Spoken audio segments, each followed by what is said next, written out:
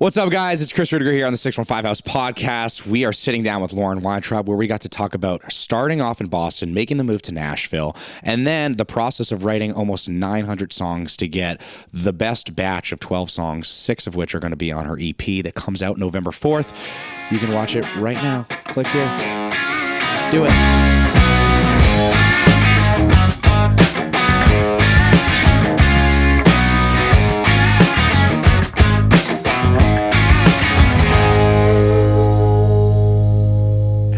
What's up, guys? Chris Rudiger here at the 615 House podcast. We're interviewing a bunch of rising artists, singer-songwriters, creators, and we basically talk about balancing digital media, creating new TikToks, new Instagrams, and also how to balance that with their career, whether that's being a songwriter or an artist or an influencer. And it's awesome because I have a fellow Bostonian, Massachusetts native on the podcast, a really good friend of mine, Lauren. I'm so happy we can do this. Me too. What's going on? Thanks for having me. What's been happening? How's the past few months been? I feel like I haven't seen you since like June. Since the summer began. I know. It's been a whirlwind. Yeah. I was in LA. I just got back from Italy. Really? How was Italy? Oh my God, it was beautiful. Yeah. What was the coolest part about Italy? The pasta. Pasta does sound pretty good. Are you like a linguine or like a rigatoni? Is that right? I think it's rigatoni. A linguine probably. Yeah. And are you, is it a dark, like a red wine, or are we going white wine? I'm a white Okay.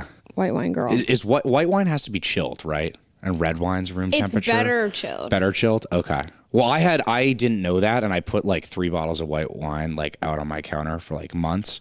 And I had actually some friends over, and they tasted it, and they were like, "This is the worst wine ever." And it's like, great. So anyway, a story for another time. But anyway, Lauren, you're an amazing singer songwriter.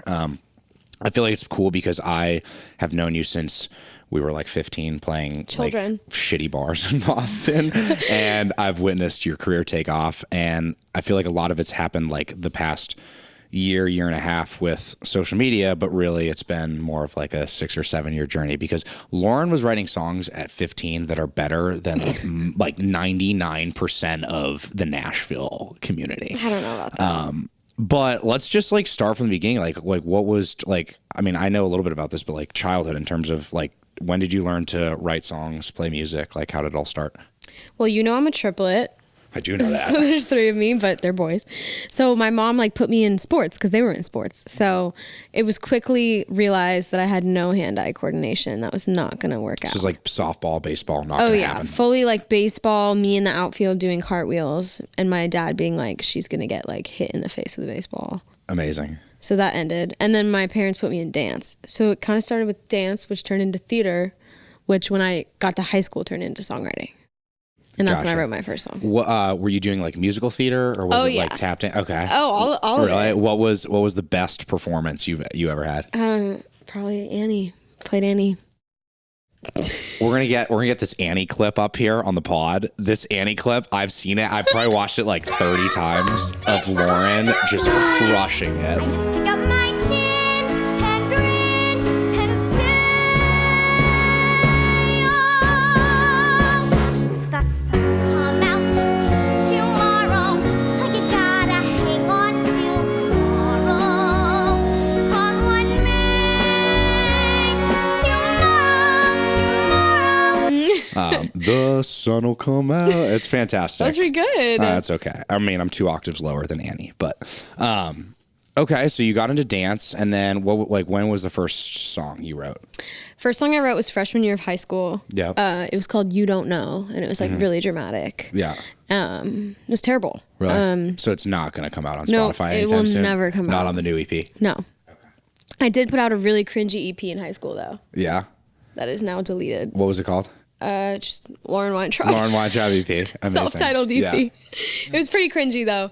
It was pretty bad. I feel like you're being very humble though. I feel like you had some really good songs because you were writing all the time in high school, right? Like I feel like you started writing early. Yeah, I would just write by myself, like in my bedroom, whenever. Yeah. Were you writing country music or pop music? No, or? I was just kind of writing music, like because I'd grown up listening to what was popular at the time, so like Ed Sheeran, John Mayer, Taylor Swift. So I just was like writing songs, and it wasn't till I moved to Nashville that I was like, oh, maybe I love country music for the storytelling. So Yeah. Who were like, so biggest influence? I know you mentioned like John Mayer, Ed Sheeran, like Taylor Swift. Was that in a the thing? beginning, that was kind of it. And then I found Yeah. Lori McKenna, Yeah. and Chris Stapleton. I remember seeing Marion Morris open for Keith Urban. And that was like a big moment for me of like, Sure. oh shit, maybe I love country music. Was that at Xfinity? At Xfinity Center. Let's go. Yep. The goat. So I don't know. I feel like kind of a conglomerate of like all these Yeah. influences. And Lori is from Boston, yes? Okay, shout out Lori. She wrote like a ton of Tim McGraw cuts. I mean, the list goes on. But okay, so you songwrite, you put out what you consider to be a bad EP that, No, it quite was like- frankly, I was, It was not jamming bad. in my car senior year of high school. Just I looking mean, back, you can see the growth. That's all. Yeah. Which Well, is good. It's great. But I mean, so I got to tell this story because I like still remember. This is one of those stories that like over the years, it like is still crystal clear to me, even Oh, though no. I know it's a great story. Yeah. Good story for you. So Lauren and I, we were playing shows through like an agency in Boston. We were booking like crappy bar shows, and we played this show at Bell in Hand. It's old Irish tavern, like basically in the heart of the North End. And everyone's just sloshed. Yeah, I mean it's a drinking bar. I mean you're not going to get out of there any less than probably 6 beers. Yeah. On a casual Sunday, but And we were like 18. and we were 18. Yes, confirmed. But I just remember like, you know, we were playing a bunch of covers and like nobody was really paying attention. I think there were sports games going on and stuff. And then eventually we did an original round and I played whatever my, you know, crappy song was at the time. And then you played, you know, an original song and it was like you could hear like a pin drop and it was like everyone was sucked into that. And that was when I realized like, and I knew you were a good singer and like you can crush cover songs, but that was when I was like, wait, this girl can write music and write really good music. And that was when I was like, all right, Lauren Weintraub's gonna be a superstar. And here we are. So That's so nice. I wish I could have like, you know, I have maybe a minor gambling problem. I wish I could have bet on you early and like put some money down because I think I would have made my return and some. That's so nice. But you remember that show? Oh, I remember because I remember, funny enough, being like, wow, like Chris is gonna make it. And here we are. Sometimes it doesn't always work out, folks. You know? No, and then I remember we played that rooftop pool. Mm-hmm. That was pretty cringy too. Like no one really was paying attention either. Yeah. It wasn't great. Yeah, we did some fun shows. We had a few duets though that were real nice. We did. And again, if once you're playing like, you know, Xfinity in a few years, if you ever want to bring me out as the opening act for a quick duet, wouldn't hate it. Okay, so you moved to Nashville and then you said like that was kind of when you started getting into like country music. So was it just being in the city, like writing with writers here? Like how did it all start? Yeah, so I want to say when I moved to Nashville, I'd written like, I don't know, 40 songs ever. Mm-hmm. And now it's like over 800, which blows my mind. But it was just being here and like listening to songs that told these stories. And I was like, I had this preconceived notion of country music. And then when I moved here, I was like, wait. I love country music for the storytelling because it's one of the only genres that has that. So I was like, maybe there's like Lauren's version of country music. And so all these years I've been like, it's been 5 years now in Nashville. Yeah. For us. Isn't that crazy? It's crazy. I feel like just yesterday we moved, but I will like, did you feel a little bit of an outsider coming from Boston? Because totally. Oh my it's God. like, you're not the Georgia. No. Like, and everyone was farm so girl. nice. And I was like, we're like mean to each other in Boston. Like everyone's like, how's your day? And I'm like, what do you want? Like, like, are you trying to steal from me? Like Biggest difference between Boston and Nashville. In Nashville, they actually hold the door for you. It's crazy. Yeah. Okay. So you start writing songs and you write, you said it's all about the storytelling, right? Yeah. So did you put out, I can't remember, what was the first song you put out like since moving to Nashville? Probably So Predictable. Do you remember that? Yes, I do remember that. Is it still on Spotify? No. Nope, took down? Yeah, Okay. took it down. I hate to hear that. Is there any way I could get a link to that? You Maybe could, a if private you scoured SoundCloud? the internet, I don't think it'd be too hard. I'll do some digging here. We'll get that. We'll get that out for you folks. So what was and then okay, so you're writing, and then when like I know your first. I mean, you have these viral moments on TikTok, but like, what was your impression of like social media when you were here? Were you posting a lot? Were you like on like how'd you find out about TikTok? Well, so when I moved here, Instagram was kind of like like I made YouTube videos, but it was hard to blow up on YouTube. Like you couldn't really go viral overnight on YouTube. Sure. So I was posting on Instagram like everyone else was, and then I like rebelled against TikTok. Like for the whole first year of COVID, I was like, that's dumb. Like I'm not getting a TikTok. Like whatever. Did you think it was just a dance app? Yeah. And I was like, I don't want to be like a trend follower. I want to be a trend setter. Yeah. And then I vividly remember it was like January of 2021. So pandemic had been going on for like a year almost. And I was like, because performing live is like my favorite thing to do. And so I was sitting on the floor of my apartment thinking like, I miss live performing so much. How am I going to connect with people? Like I was in a spiral. Like I was unwell.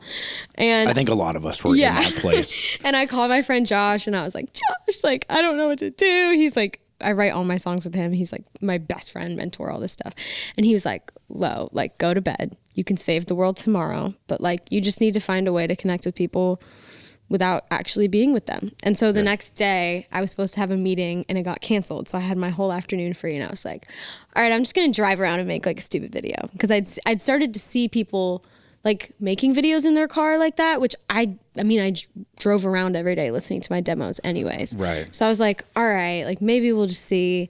And I posted it and didn't go on my phone for 3 hours. And I was like at my friend's house and opened TikTok and it was like, you have 10,000 new followers in 3 hours. Was your phone just nonstop vibrating? Well, I had my notifications turned off. Oh my God. So you just open it up and you're like, whoa, this is a glitch? Yes. I opened the app and I was like, this is a joke. And then you start to see all these comments of people being like, release this right now, you know? Yeah. And I was like, oh my God, like this app has the ability to change my life and I've been shitting on it for the past year. And like, there's a way to use it and just be myself, not have to follow trends. So yeah. So you basically listening to demo, pull over on the side of the road. You're like, yeah, well, I tried to do it while driving, and then I was like, that's a bad idea. So I pulled over into like the L&L Marketplace parking lot. I clearly remember, and I was like, this is the song I love right now. I'm just gonna make a video. That's And, amazing. Daniel Ross, who I'd written it with, like saw on my Instagram story I had posted about it going viral. He's like, dude, that's awesome. Like, congrats. And I was like, no, dog. Like, this is our song. And he was like, what? And he clicked on the video, and he was like, oh my God, this has like 1 million views.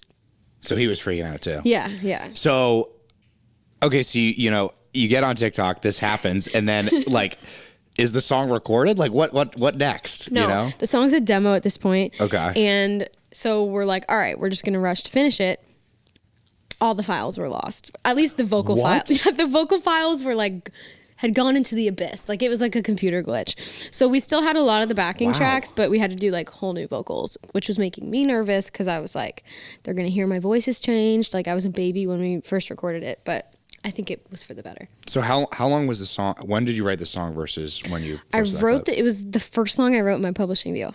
Literally. So that would have been 2019. Yeah. Okay. So it was about almost 2 years later. That's amazing. See, I feel like people it's sometimes the songs that you first write that have been in the catalog for like 2-3 years. Boston was 2019 too. Yeah. But yeah, we just rushed to put it out in like 11 days. I remember 11 days. That's all we had. Unbelievable. Yeah, it was crazy.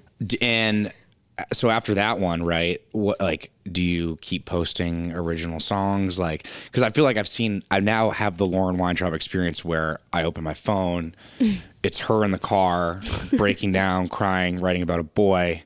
You know, I reach for my now chilled white wine, and I'm like, let's go to town. You know. I mean, ideally, yes. Yeah. That's how I envision my fans. Right. Yeah. Well, good. Yes. No, I remember Michelle Attardi, who's one of my publishers. She her cat was going viral on TikTok at the time. So she knew a lot about TikTok and she was like, you need to get on and make another video, like of another song right now. Yeah. So I did. And then that one went viral because of the attention to my account. And then I was like, gosh, all I have to do is just like post these videos and like, yeah, it takes a long time to put the words on the screen and it's a whole thing, but I think it's a tool. And I realized in that moment I was stupid to not be using it. So that was when you were like, all right, TikTok's a marketing tool for me to, I assume still with the goal to put out this music so then you can then play live, right? Totally. Gotcha. Are you at all worried about TikTok because of the shelf life of it, right? You know, like your song blows up for a couple weeks and then it's like, okay, like no one's now listening what? to it anymore. I mean, granted it's, in people's catalog or libraries, and it's on playlists. But like, yeah, do you worry about the shelf life of music because of TikTok? Yeah. I definitely worry about how TikTok is influencing like how we find our music. Because I mean, I find like most of my music on TikTok now, and I'm like, is that a good thing? Like, was there something cool about knowing that Charlie Puth was going to put out a song and we didn't already know the verse and the chorus? Like, you had to go listen to it. I think that's kind of cool. So I don't really know what's going to happen, but I do know that I spent the last year and a half like just releasing whatever went viral. I was kind of like a TikTok robot. Like I was like, this went viral. Yeah. Okay, I'll release it. And there was really no like curation or like consistency. Yeah. So just now, like I've recorded a project and made sure it's like who I really am, that I actually love it. It's like cohesive, sounds like a whole world that like my music should live in. And I'm just going to put it out because I love it, not because it went viral. If it goes viral, it's great. But I felt like it was time, now that I have all these people who listen to my music, to be like, okay, this is like who I am as an artist. Yeah. Actually. See, I love that you say that because I've interviewed a couple people now that are artists and rising artists in Nashville. And I'm asking them like, are you putting out music because your fans reacted to it and it got millions of views, and you're like, not really my favorite song, but I'm going to put it out because it's viral, versus I'm putting out this work of art because this is truly who I am as an artist and I want it to be reflective. And I think that balance is super tough because, you know, there is something to be said about, all right, I put out the song, I get a lot of streams, and then I have a platform to now put out the music that I care about, right? And that's kind of how albums work. But like, yeah, were you going mostly just off of TikTok? Yeah, and it was cool because I would get like 25,000 pre-saves, and it was like, oh my God, like You got 25,000 pre-saves? Missing You was the only song, I will say, Missing You was the only song I was able to, I for 8 months kept those motherfuckers hanging on. Like, let's go. I was like, didn't give it to him. You were like Charlie Puth out here. Yeah, I was being really annoying, honestly. You want that song? It's coming out in 2025. But that was rare. Like, I really haven't been able to drag something on that long like I was with that. And the only reason I did was just because it wasn't done. But, you know, like, we recorded a project. I think it's fucking amazing. And, like, yeah, a couple of the songs haven't gone viral, but I'm not gonna like cry over it. Like, they're just not supposed to. Like, what will be, and I know it's great in my heart, and so I'm kind of just like ready to show the world who I am now that I've built. I think it was important to release what was going viral, but now that like I have 500,000 monthly listeners, I'm like, all right, let's show them like who I am, not just like whatever's going viral. Yeah. So, yeah. I'm so excited for ZP. It comes out November 4th. It does. Yep. Okay. I'm particularly passionate about Boston because when you're like, you know, you could have had me in the middle of Harvard Square. I'm like, oh my God, I've been there, you know? You know, sipping on ocean air. It's like, let's go. I don't know if that's Cape Cod. I don't know if that's specifically Boston water. Could be Back Bay, right? But I'm like, I've been there. But is there a particular favorite song on this EP for you? There's a lot of favorites, but the one I'm most excited about right now is one that like hasn't been released yet. Like, it'll be on the project. Yeah. And it's called Over Her, Over Here. Over Her, Over Here. And I just think it's a slammer. That's a title and a half. Let's go. I'm excited. That's going to be, I mean, that might be the one. I can't wait. And and how many songs are on the EP? 6 in total. 6. Okay, we got 6 Lauren Weintraub songs ready to go. That's perfect because like my drive from here to my house is probably about 20-25 minutes. So 6 songs. Basically a Lauren Weintraub EP. I'm gonna start equating, you know, how long it takes me to get somewhere with Lauren Weintraub EPs.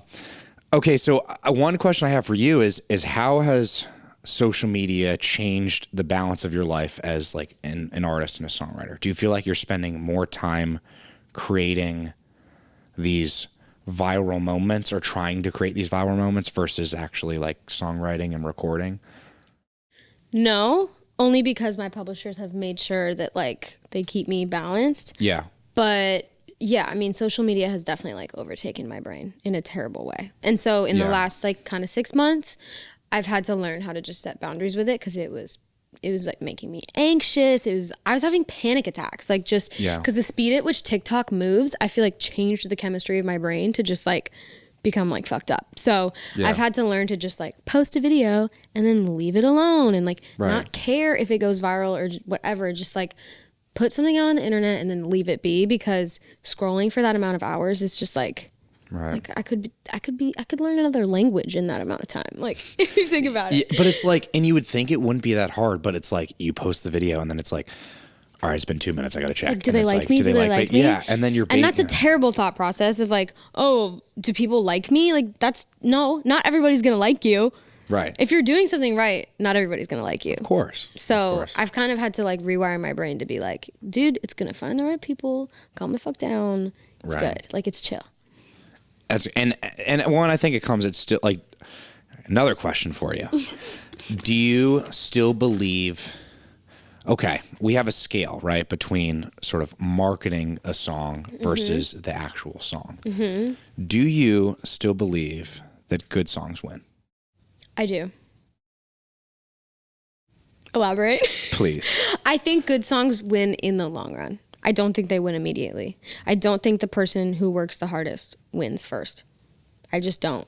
And I think it'll always be that way. But like you hear the story about Lizzo putting out, I think it was Truth Hurts, and like 2 years later it went crazy. I think it had like barely any streams, and then 2 years later it like blows up. So I think if you're making good shit and you're putting it out and it's not taking off immediately, like if it's great, it will find its way, I think. I love that. That's my opinion. We got a good song wins believer over I do. here. I think that like at the end of the day, if you don't have good songs, like I don't know. I feel like it all starts with a song. Right. Yeah. Well, and there's part of me that thinks, I know we're consuming content more rapidly than ever, but there is a part of me that I do think like as a society, we're like checking ourselves. And like, I'm very curious to see what happens in the next 5 years as to whether like it gets even more quicker and like, we're freaking out about, maybe it's 3-second videos now instead of 10-second videos. But part of me is like, wait, we do still love going to concerts. We love having that experience. Like, isn't a part of us going to take a step back and be like, I hope so. I went to Silk Sonic and Yeah. they took away our phones, and it was like the best 2 hours of my life. So you went to a Silk Sonic show, and before you walk in, they're like, They put your phone in this bag or pouch. box? Okay. And that you can't unlock unless you go out of the theater. Yeah. And it was amazing. Like at first I could tell everyone was like antsy, like they were holding the thing even though they Right. couldn't open it. And then after like 20 minutes, people calmed down and it was like, oh, this is great. Like I love not having my phone. That's so cool. So I was at a CMA Fest concert at Nissan like earlier this summer, and it was like Keith Urban and Zach Brown Band, I think. And I remember looking back the next day at the amount of videos I had taken, and I was like, wait, I have 18 videos of like Zach Brown singing. I'm like, I was looking at Zach Brown's concert In my through phone. here probably 75% of the time. I was like, what the fuck am I doing? Like, Yeah. this is the one chance I have to see Zach Brown, I you know, know. probably in the, in a long time. And so I just love that. I think that's cool. it's so cool. I went to a Billie Eilish concert and she was like, you can film me, but don't look at the phone. Like, look at me. You can film it, but look at me. Yeah. And I was like, yeah, that's cool. Do you think that you at a Lauren Weintraub stadium show, you're going to make people Okay, lock here's the their thing. phones? Bruno Mars can Yeah. take your phone away. Like, he doesn't need the promotion. You know what I mean? So I think he's at a point in his life where he can do that. So maybe one day. I love that. Yeah. Now that you have, this awesome following on social media and you got a lot of streams and stuff, are you now feel like you're at a point where you can like package this up, go on tour, like play songs for people, kind of do what you initially set out to do? Totally. I mean, that's my favorite thing to do. Yeah. So I'm doing my first 2 headlining shows. That's exciting. Or by the time this comes out, I probably have already done them. Private, yeah. Because they were in October. So hopefully, in 2023, that'll be the vibe. I just want to be on the road all the time. There's one venue you could play in your life. Where would it be? Like dream venue, Mm-hmm. Red Rocks. See, I feel like Red Rocks is such a cop out because everyone says Red Rocks, but then it's Or Gillette. there we go. Gillette. I'm bringing it back to Boston, Yeah, baby. I feel like Red Rocks is a cop out, but then it's like, wait, it's freaking Red Rocks. It's It is that outside, cool. It's like spiritual. Yeah. It's like Chick-fil-A, like everyone's favorite place, Chick-fil-A. But Totally. like, of course, it's the best chicken sandwich. Yeah. Shout out Chick-fil-A. New sponsor for the pod, maybe. Okay, this is amazing. So, question for you. Advice. Let's say I'm a, new singer-songwriter, new artist. I got nothing, barely have, a couple songs maybe, don't really have social media following, like trying to record music. And like, there's the pressure of, well, what's just the whole industry? what's your advice to somebody starting square one right now? It's a reference because I used to have a song called Square One. Really? Yeah. I It did was on not my do that terrible intentionally, EP. but I love that. Let's go. Okay, number one, I would say play live, because Mm-hmm. you just get better and better. And I feel like you can have the biggest social media following in the world, but if your live show is shit, you're not going to sell tickets. And like, I feel like that's how you make a career, is by selling tickets.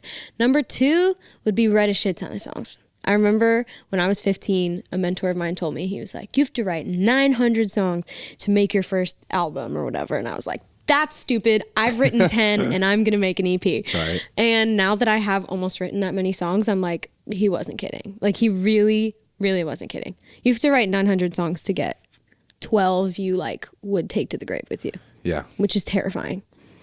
But that's so much time and effort, but like, it's got to be amazing once you find it. And now you Yes. have at least, you got 5 or 6 of them on this, 6, right, on this EP. You Yeah. know, is an album coming soon? I think we would all hope so. But he's right, I guess. I And love just- that advice. Yeah, I would also say like write about things that are actually happening in your life. Because Yeah. when I started writing songs, I was like writing songs about boys, and like I was 15 and hadn't even kissed a guy. You know what I mean? Yeah. So of course you're gonna start off writing fiction, but like as you get older, like just being honest Right. is important. So Is every song off this EP based off a true story? of course. Oh my God, this is amazing. I'm going to like do some detective work, try to figure out who these songs are written about.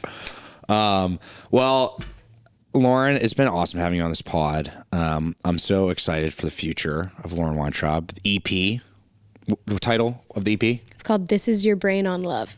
This Is Your Brain on Love. What a title of an EP. We got some favorite tracks, some new tracks on this EP. It comes out November 4th. Thanks for being here. Thanks for doing this. Thanks for having me. It's amazing. I'm gonna go get some shoes like those. Some moon shoes, baby. I could use a little cushion. The height. No, I can use the I could use. Yeah, I'm only 6'4", so could use it. Awesome. Thanks, Lauren. I appreciate it.